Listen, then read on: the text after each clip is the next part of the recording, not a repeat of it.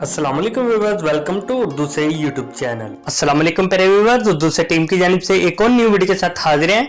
और आज की इस वीडियो में हम आपको बताने वाले हैं मूसा नेम के मीनिंग और इसकी तफसीलात।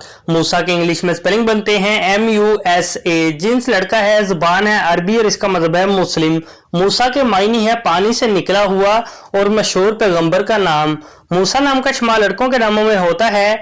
मूसा नाम की इब्तदाई तारीख अरबी जुबान से निकलती है। मूसा नाम के अफराद के लिए खुशकिस्मत नंबर 8 माना जाता है, जबकि खुशकिस्मत दिनों में अतवार और मंगल और जुमेरात शामिल है। खुशकिस्मत धातों में हिस्सों के हिसाब से तांबा शामिल है।